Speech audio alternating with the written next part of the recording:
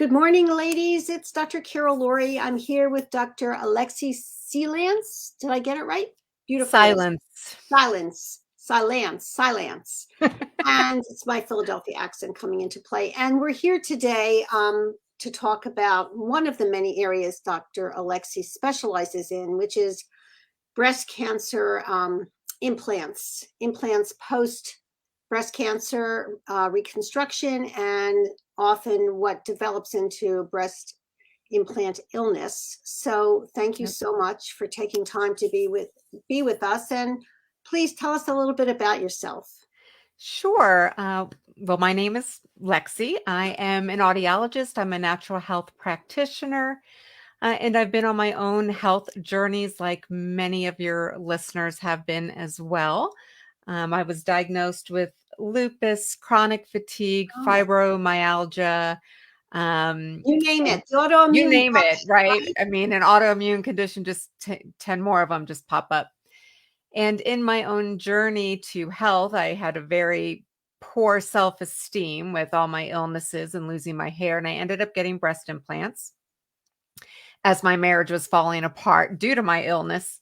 And then I got extremely sick just from the breast implant. So that's I'm so sorry. really, a big focus of what I like to work on, because I feel that so many women don't understand how toxic, I like to call them toxic tits, how bad they are for your body. And, despite everything that they're going through, you don't want to invite something else back into the body that's going to put them right back where they may have come from. So that I'm a very big advocate for no implants, and it could be a big key to your healing.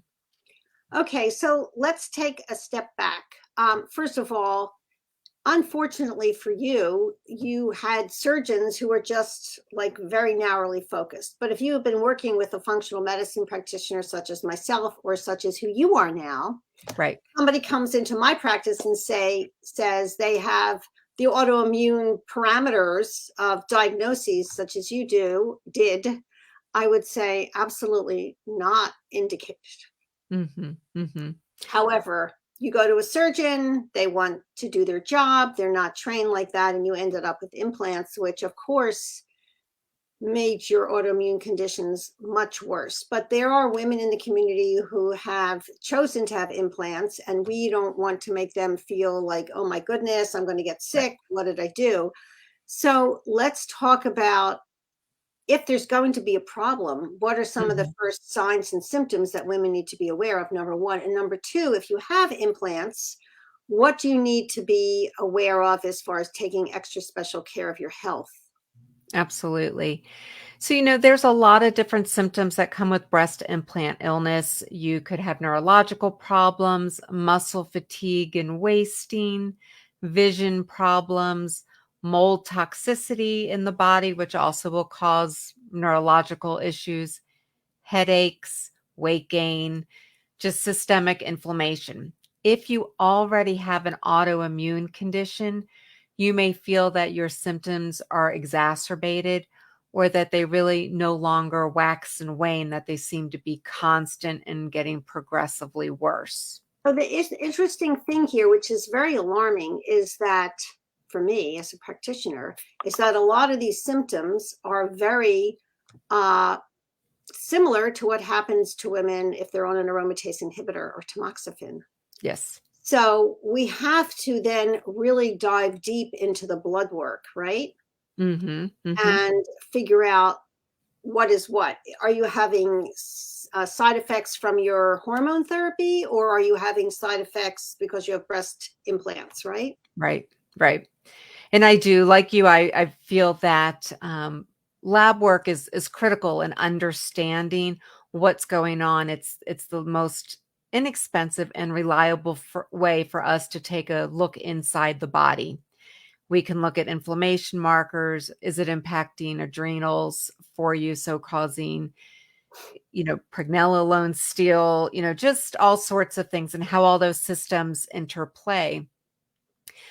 So I really will always look at lab work. I also use neurotoxic questionnaires just to see, and the visual contrast test as well, Many I'm not people only familiar with use this the visual. Wait. What's the visual contrast test? Sure. So this was, I believe it was developed by Dr. Shoemaker, maybe not developed by Dr. Shoemaker, but he's one of the foremost experts in mold toxicity. And basically, it's having in a well lit area different gradients of patterns and shades of patterns on a cardboard piece of paper that's a certain distance from your head. And depending on how well you're able to visualize those different gradients and the patterns within in the objects you're looking at determines, do you have a toxin overload? Is there mold issues? Whatever it may be. So it helps give us a deeper dive. So I don't like to just focus on one testing. I like to corroborate with various Of tests course, together. right.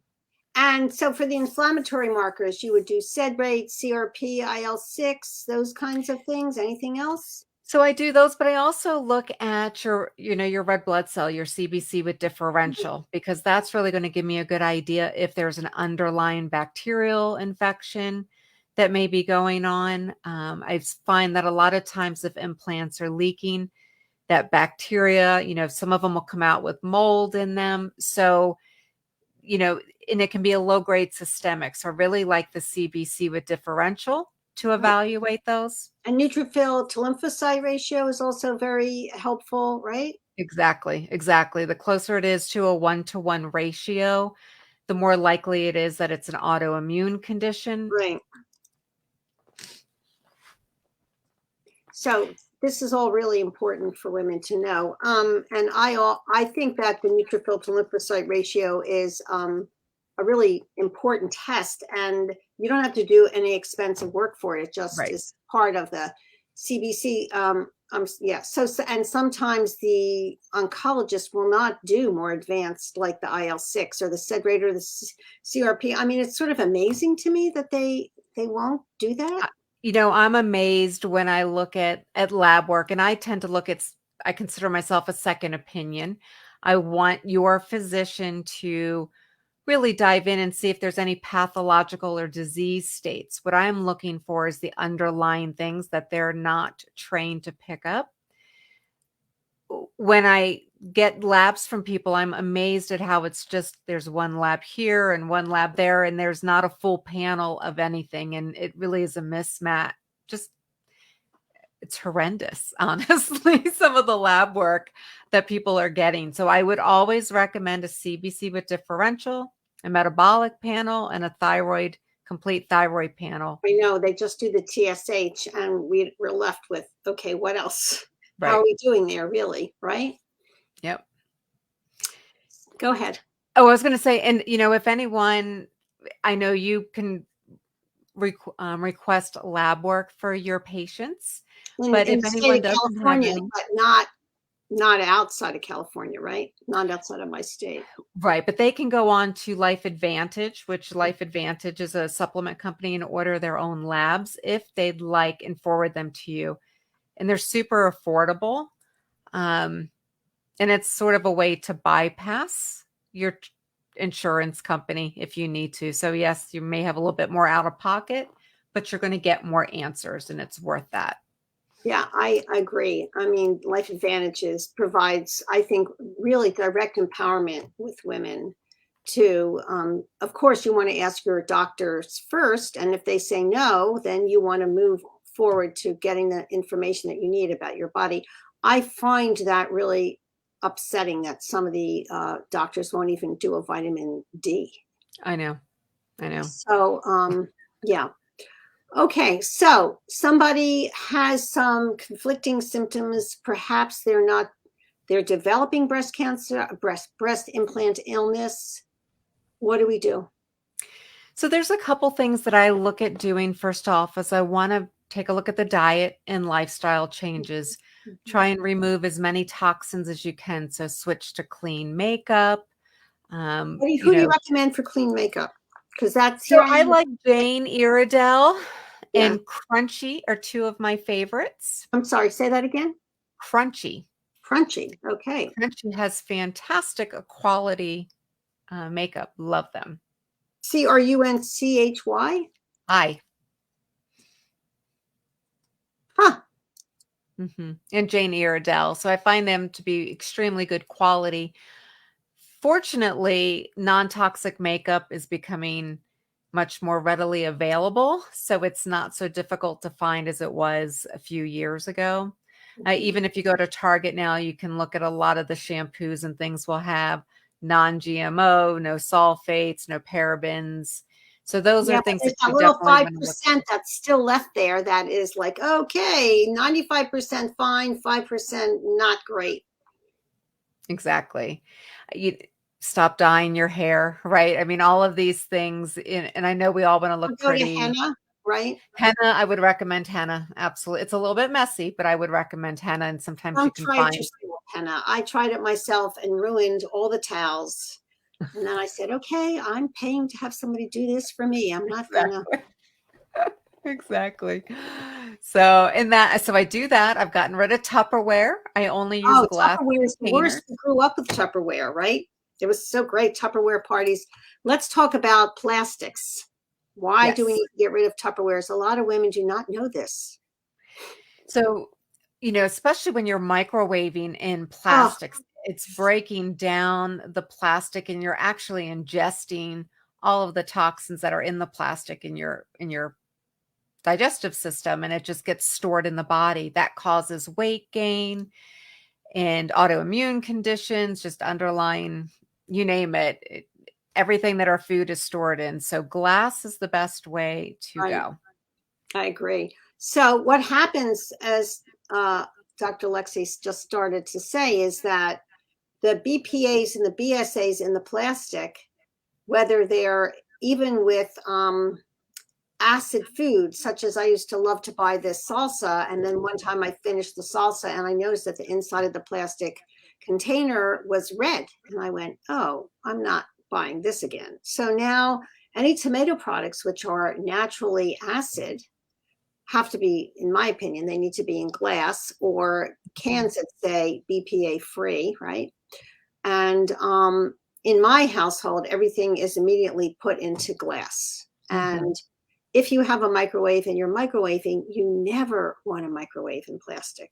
It's like No. one of the first things that you want to stop doing. And unfortunately, I mean, there should be advertisements on that. You want to use your microwave, put it in glass, right?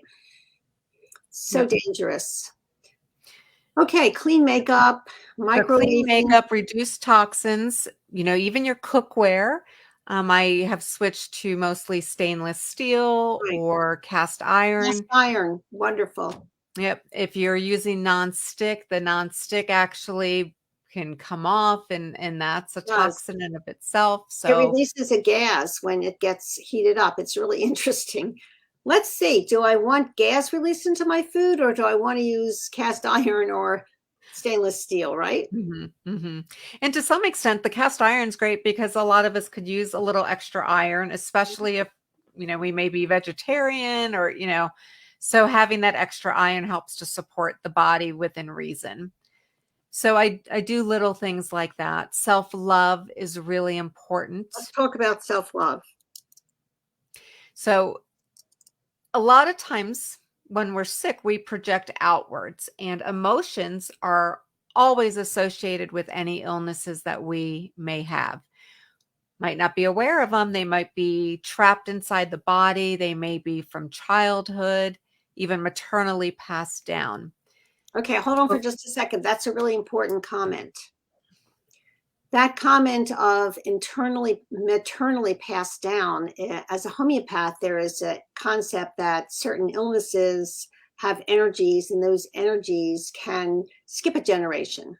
Mhm. So your mother or your father could have had a certain disease and their parents could have had it and they're fine, but then you end up with it. And it's called a miasm in homeopathic philosophy. So when your mother is pregnant, when a woman is pregnant, and there's not a lot of research or talk about this, but our energy goes to create the baby, and here we are. So you can have problems that you're not even aware of, how you created them, or they came to you, and it could be maternally or energetically passed on from generations. Exactly. Exactly. And so it's really important, for myself, when I was struggling with illnesses, I didn't realize how much I had suppressed through my youth and teens. I thought I had dealt with things and they were just suppressed. And as I've learned to process that, and what processing means is that you accept it, you sit with it, you understand it, and move on, so that you no longer react to triggering situations that are similar to what might have suppressed inside of you. But those emotions, when they're suppressed, they get stuck into certain areas within the body. And very typically with breast cancer, it tends to be resentment, a feeling of unfulfillment in your life. And that's where a lot of times it'll create extra energy around the breast and breast region. And everyone I know that has had breast cancer, they really tend to be the martyrs of the families and stoic, and everyone else is more important than they are. That's part of the breast cancer miasm. Women say yes to taking care of everyone else at Not the themselves. expense of themselves, right? Mhm. And this is why I like to focus on self-love. And I really utilize Louise Hay in a lot of my practices. So I give everyone affirmations and have them sit in front of a mirror and talk to themselves. And it seems really silly initially to do that. You have to But start once you get somewhere. past that, you really, I mean, there's days where I've bawled just looking at myself and really looking internally. But you have to love yourself, because if you don't love yourself, you're not going to want internally to get better. So it all has to start from internal, and then it'll go external from there. It can be really difficult when you first start this process of looking at yourself in the mirror. I think that our society really discourages women from internal looking, and the advertising and the messaging we get from television, which is how a lot of people adapt and adjust to what's normal in society, is that a Mhm. woman's supposed to be happy and take care of the house and put dishes and away and all of that. And all of these commercials have to do with depression. And the majority of the people in the commercials it's the woman who's depressed. And anytime I see some of these commercials, I just start yelling at the TV, because why is it that it's about a woman, and why aren't we talking about what got her there in the first place, Right, right? right. So I think it's really important when you look at the gestalt of your life, as you just said, what happened in my teen years or even before that I, quote, thought I had handled. And, our psyches are like onions. We have to peel off the layers, and you peel off one layer and you go, oh, I'm done with that topic. It's a never-ending battle. Right. It's not a battle. It's a journey. I mean, you don't want to be in a place of, And fighting it. you Mhm. want to be in a place of acceptance about what karmic work you have to do this lifetime, or you're choosing to do this lifetime, right? Nobody's Right. forcing you, except sometimes when you have an illness, it's like you have to do the work right up front. It's like pushed into front, you got to make some choices about what kind of depth work are you doing to recover your health. Right. And that's what I've noticed with significant illnesses. It forces you, as you said, to take an immediate action or look. So either you're going to delve inside and say, what needs to change in my life that wasn't working for me, or you're going to keep going on the way you were. And so who recovers and who doesn't, and how positive that journey is, depends on how you approach the situation. I think there's so much more to healing than just getting rid of the illness. It is a full body, it's spiritual, mind, and physical body. That's what gives you healing. It's not just putting a band-aid on the physical aspect. And so Right. the better able you are to delve deep inside, the more purpose you'll have in your life as well. I think the concept of healing is the word healing. It's the name of my clinical practice, natural health care and healing. Um, Healing is different than addressing the tumor. Right. going through active breast cancer treatment of any combination of surgery, radiation, chemotherapy, hormonal therapy, that's treatment. But healing is when you begin to unravel the onion and look inside. And that's a beautiful way of, we need both. I mean, I'm an integrative practitioner. I believe in taking the best of both worlds. We need both. Absolutely. In my opinion, you can do one, you can do the, I've seen this a lot, people do the medical oncology work and maybe they put a little toe in the unconscious. And then when they have a recurrence, they end up in my program or yours or something, and they go, well, and I go, well, what do we have to do now? Because we need both, right? We need the Right. other side, which is not really addressed by modern medical oncology as much as natural and integrative care does. Exactly. And that's we have the time for that. I feel like, especially with a lot of insurance companies, the physicians and surgeons, their time is so limited, and it's not that they don't want to address these Right. things, but when they spend an average of 7 minutes with you, there's no way to go that deep with somebody. So 7 minutes is 2 seconds. We've already been doing this for, a while. 22 minutes actually. So yeah. just imagine, right? Hello, goodbye. Oh, you have pain here. Okay, here's some over the counter something. Yeah. Bye. See you next I only month. want to know about the top 3 things you have a problem with, or the top 1. I don't want to know a list of things. And that's really what sent me over into natural health, was towards the end of my breast implant illness. Before I had them removed, I went in with 4 pages of Oh my symptoms. goodness. And they said, "Well, you're close to death, basically. Get your affairs into order." And I thought, that's not an answer for me. But no one looked at any of the symptoms. No one pieced anything together. And I was already on a journey for natural therapeutics and made a complete recovery. So removing my implants to me was the final step. Now, I know not everybody wants to do that. As you asked earlier, is what things can you do to help reduce or mitigate any negative impacts of the breast implants? The first I would tell you is not to do a traditional mammogram, to Okay, this do, is important. thermography or something like that, because when you squish the breast in the machine, it oftentimes will rupture or I weaken know. the implant. So, so a woman goes into her oncologist or doctor and says, I have breast implants. What do I do? And what if the doctor says, oh, it's going to be fine, just do a mammogram? I can't imagine, you've seen these silicone things, and I can't imagine squishing them and not being concerned that it's going to rupture. I can't imagine. Yeah. So what do you do when the doctor says it's going to be fine? Do you need it? Do you need an MRI? So they have the thermography, which looks, and it's actually better for the body as I well. know, It but a looks lot of oncologists do not believe in thermography. And also the other thing about thermography, which is very important for women to know, if you go to have a thermography, you need to go to that same place for the next one, because place number 1 and place number 2 can have very different readings, and you need to make sure that they're true. calibrating that machine often, right? True. Yes. You can do an MRI, and I would absolutely talk to your surgeon or your physician about what all of your options are. There's new ones coming out all the time.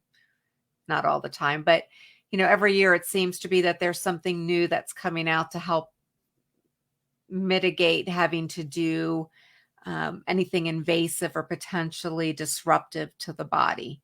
And so the less chemicals, I don't like to use contrast in MRIs if I can. The MRIs generally can be okay, but you may have implants in your body. You may not be able to do those. So there's a lot of factors that we need to consider. Or if you absolutely must get a mammogram, just ask them not to put it as tight. You'll be surprised at how often a lot of the Technicians. the technicians they're working it, they'll be willing to work with you. But if you don't tell them that you have implants and you're Yeah, a lot of concerned, the times they ask. I mean, I know that where I go, they ask. Or you should don't be passive and think that they know. Just say, "Hello, I have implants." exactly. You have to be very assertive about your care when you go in, because they're on a, not that they mean this, but they have in and out moments, right? Right. But this is concerning. How do you monitor? Now, where you and I come in, if you're getting blood work every 4 to 6 months, if there's going to be a problem with, a recurrence or increased inflammation, we're going to catch it very early. Right. And And most women who have had breast cancer, where I live, the program is every 6 months we have a mammogram, and then the other 6 months they recommend an MRI, right? That's the protocol in the Bay Area, San Francisco Bay Area. And that's pretty standard, I think. I think so, yeah. So you need to really, the more you can individualize your care and your treatment to match who you are emotionally and biochemically, the healthier you will be in the long run, I think is what we're saying, right? Absolutely. Absolutely. And on the topic of breast implants, I don't ever fault anyone for getting them. We all want to look beautiful. It's hard, after children, and you see all these magazines and TV shows with everyone with these beautiful breasts, and it becomes this expectation that women in their 50s and 60s are going to have perfectly round breasts, and it's not going to happen. I always joke around that. Put some National Geographic on your table, so when you want a dose of reality of what a woman's body should really look like, go through National Geographic. That's a good point, as opposed to Vogue. Right. Nobody looks like that in real life. I mean, there's a very specific small subset of women who look like that, and they starve themselves, and they have certain genetics, which most of us were not born with. I remember being on vacation once, and there was this Amazonian tall woman who was being followed by this crew. And it turns out they were doing a bikini photo shoot. And I looked at her in her bikinis. She must have been 6'4", and I looked at my husband and I said, "That's not me." I'm never going to be looking like that. Right. And we had a little 2-year-old at that point. And it was really actually in some ways liberating, because it made me realize that the women you see in these magazines, are a very small subset of genetically, in our culture, they're blessed, but we have a lot of envy. We're made to envy them. But I think that it's time for us to take that back. We are beautiful for who we are, not being 6'4" and 5'2" and whatever, Right. That's just the way it is. And you bring up a good point. I think we need to be very conscious about the tribe and the friends and the support group that we have around, that they are real women, that they're going to be honest and open. And so that we don't feel like we're competing with just one another that are in our social situations. And that will help us not feel like we're lacking or less than in any way. So when you have had your breast implants removed, I know that there are some surgeons, I know there's one in Texas, who specializes in breast implant removal and illness as a surgeon. Did you see someone specific? So I didn't. I researched a lot. Where do you live? Where are you living?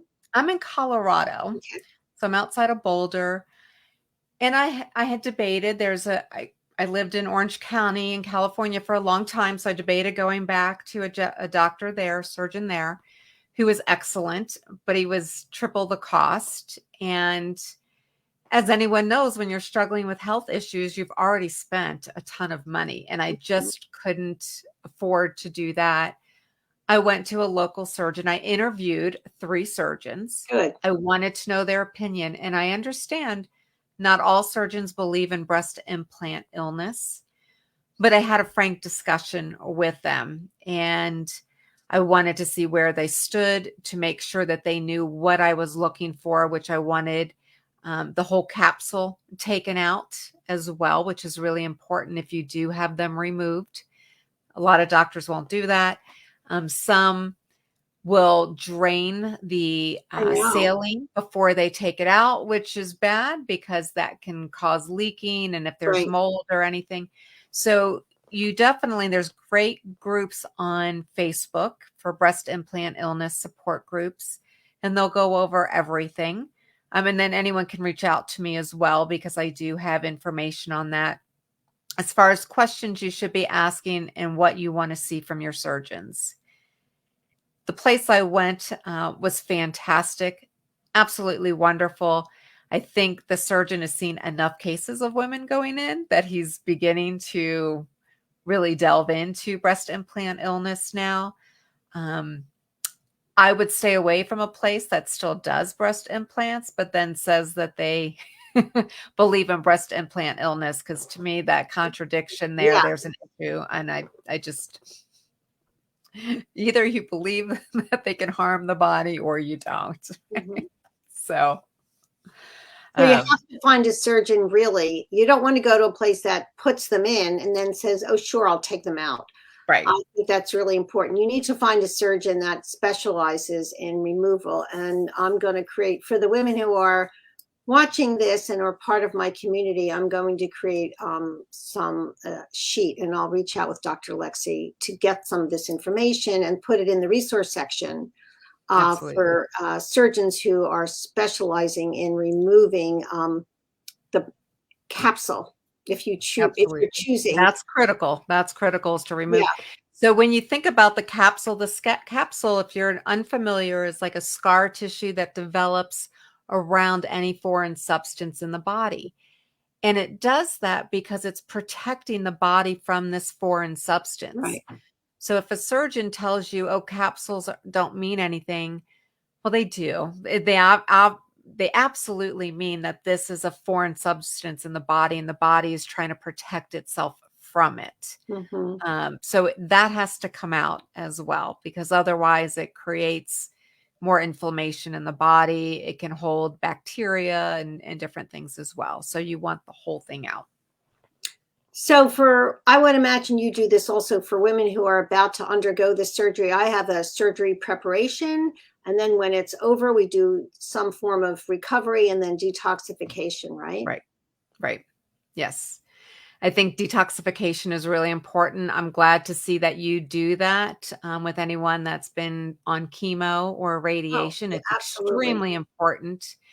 Um, you know, your patients and clients have to do ultimately what's right for them, but I want to support them on the beginning, during, and after as far as keeping their body as Healthy as possible. healthy as possible so that the natural detox process and the immune system is working the way it should to heal the way it needs to. Right. And there are certain supplements that we don't use when a person is in the middle of active treatment. But, like, for example, in radiation, you never give vitamin E. But I mean, there's a lot of herbs like you can use Mhm, safely. And mhm. unfortunately, radiation and medical oncologists, so women come in and they go, oh, no, no, they told me nothing. And I go, well, unfortunately, that's not based in science because there are botanical medicine, herbs are such gifts from the planet, and they can really make a huge difference in how a woman gets through Mhm. chemotherapy. I mean, the women I work with in the middle of treatment, they don't have anemia, and their Right. oncologists go, "What are you doing?" And that's how I realized when I first started working with women with breast cancer. My dear friend had this diagnosis, and I began to do this work with her. And we were at the UCSF oncology, and the doctor looked up at her blood work and said, "You're in the middle of your fifth chemo round, and you don't have anemia. What are you doing?" So it's like she said, I want all my patients to be doing this too. So this was the beginning of the path of breast cancer empowered through. That was, many years ago now. And But iron, because it carries oxygen, is so important in healing the body. Your body cannot heal if it does not have iron. It just can't. Right. So But you don't want to take over the counter iron, exactly. you And have to do. I love that you really go over correct supplements and not just getting things from the drugstore. It has to be pharmaceutical grade. When you do pharmaceutical grade, you don't have fillers that are toxic in the body and very few contraindications Right. with most of the supplements. So, And one of the things that I do is I think it's important to be respectful of chemotherapy. So 3 days before chemo, so you're on a 3 week schedule.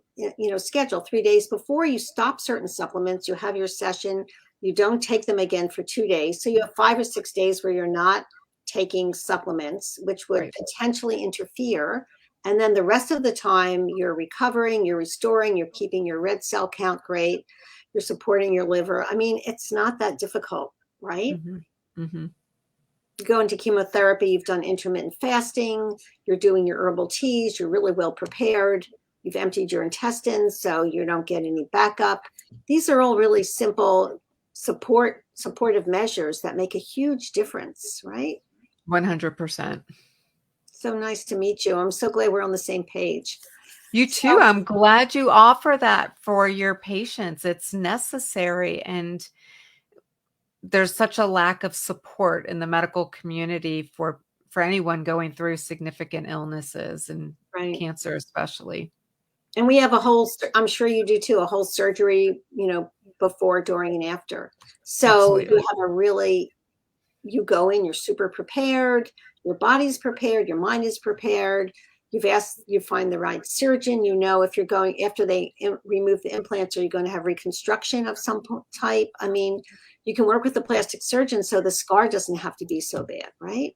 Absolutely. You want to look nice. Absolutely. I mean, and now I have to tell you the truth, I fit in clothes better. For a long time, I struggled with clothes. I can't, it was nice while it lasted, but I am much more comfortable in my body now than I think I ever was, even in my youth. That's a beautiful thing to say, isn't that? Mhm. That's real Mhm. healing. It is. So that's a good place to stop on. Thank you so much for being Thank here. you. We'll talk for a few minutes afterwards, but ladies, reach out and how can people find you? I'll put it in the chat. Sure. So I'm at www.elementsofwellness1.com, or you can email me at alexi@elementsofwellness1.com. And I'm on social media too, on Facebook and Instagram and soon to be TikTok. We'll get started. Ladies, thank you so much. It's Kira Lourie. It's signing off for now, and there'll be more great interviews with pioneers in the field of natural and integrative healing for women this week. So thank you all for joining us, and I'll see you soon. Bye for now. Thank you.